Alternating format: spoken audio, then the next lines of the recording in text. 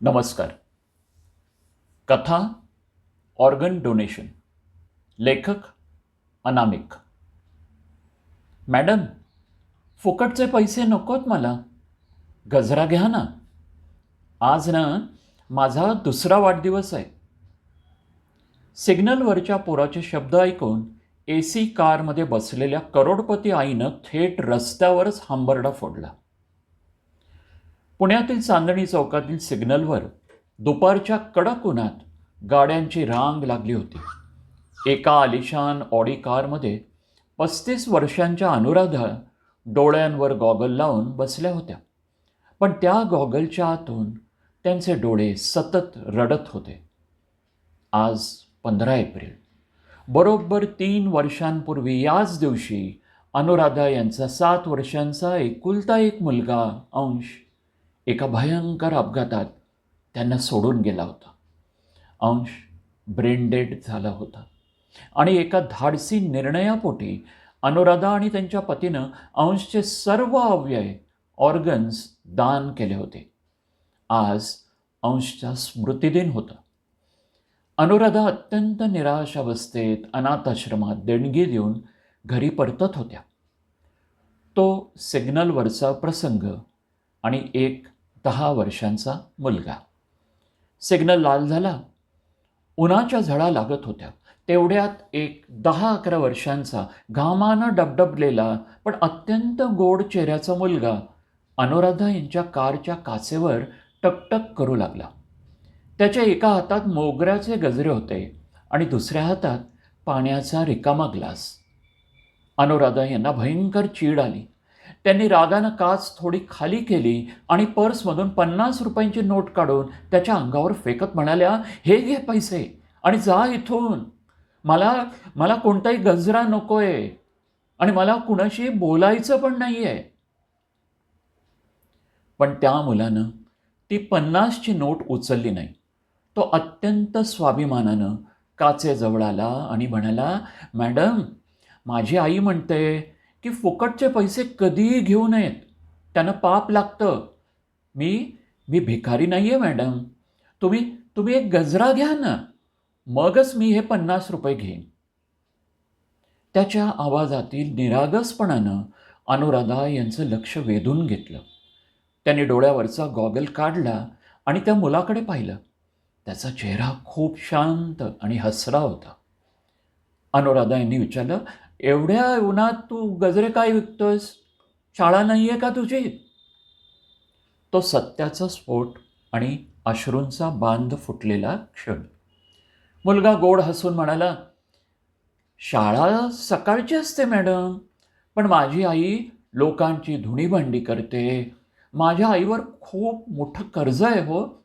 म्हणून म्हणून म्हणून मी तिला थोडी मदत करतो. आणि तसंही मॅडम, आज ना माझा दुसरा वाढदिवस आहे." अनुराधा यांना काहीच समजलं नाही. दुसरा वाढदिवस म्हणजे काय रे? मुलगा शर्टाची कॉलर थोडी बाजूला करत छातीवरची एक मोठी सर्जरीची खूण दाखवत म्हणाला, "मॅडम, 3 वर्षापूर्वी ना माझ्या हृदयात भोक होतो.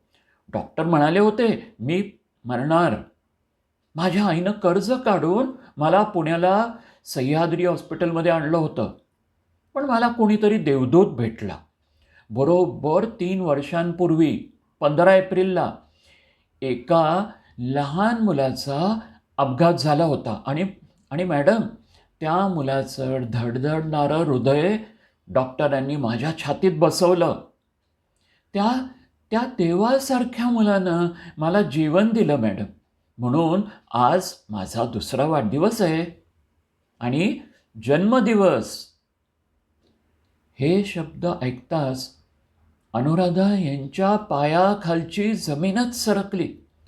त्यांचा श्वास अक्षरशः कोंडला गेला. सह्याद्री हॉस्पिटल, 15 एप्रिल आणि हृदय प्रत्यारोपण. अनुराधा यांनी थरथरत्या आवाजात विचारलं, "बाळा बाळा तुझं तुझं नाव काय आहे रे?" मुलगा म्हणाला, "माझं नाव कबीर आहे मॅडम." काळजाला भिडणारा क्लायमॅक्स. अनुराधा यांनी स्वतःच्या डोक्याला हात लावला. 3 वर्षांपूर्वी त्यांनी स्वतःच्या अंशचे हृदय ज्या कबीर नावाच्या गरीब मुलाला दान केलं होतं, तोच कबीर आज त्यांच्या गाडीसमोर उभा होता. अनुराधा वेड्यासारख्या गाडीचा दरवाजा उघडून भर रस्त्यात खाली उतरल्या. त्यांनी त्या घामानं डबडबलेल्या कबीरला दोन्ही हातांनी घट्ट धरलं. त्यांच्या डोळ्यातून धाय मोकलून अश्रू वाहत होते. कबीर, कबीर बाळा, बाळा, मला फक्त एक गोष्ट करू दे रे, असं म्हणत अनुराधा यांनी आपले कान आणि डोके कबीरच्या छातीवर ठेवले. धड धड धड धड. त्या गरीब मुलाच्या छातीत आज अनुराधा यांच्या स्फोटच्या गोळ्याचे, त्यांच्या अंशचे हृदय धडधडत होते. ज्या हृदयाचे ठोके 3 वर्षांपूर्वी थांबलेत असं त्यांना वाटलं होतं, ते ठोके आज या रस्त्यावर एका स्वाभिमानी मुलाच्या छातीत जिवंत होते. अनुराधा भर रस्त्यात गुडघ्यावर बसून ढसा रडू लागल्या. त्यांनी कबीरला घट्ट मिठी मारली. सिग्नल हिरवा झाला होता. गाड्यांचे हॉर्न वाजत होते. पण एका आईला आज तिचा हरवलेला देवदूत परत मिळाला होता. त्याच दिवशी अनुराधा यांनी कबीरच्या आईला शोधून काढलं. त्यांच्या डोक्यावरचे हॉस्पिटलचे संपूर्ण कर्ज एका झटक्यात फेडून टाकले आणि कबीरच्या शिक्षणाची संपूर्ण जबाबदारी स्वतःच्या खांद्यावर घेतली. कारण एका करोडपती आईचा अंश आज एका गरीब पण स्वाभिमानी पोराच्या रूपात जिवंत होता. पैशाचा माज विसरायला लावणारी आणि अव्ययी दानाचा, ऑर्गन डोनेशनचा एक अत्यंत पवित्र संदेश देणारी ही डोळ्यात पाणी आणणारी कथा तुम्हाला कशी वाटली?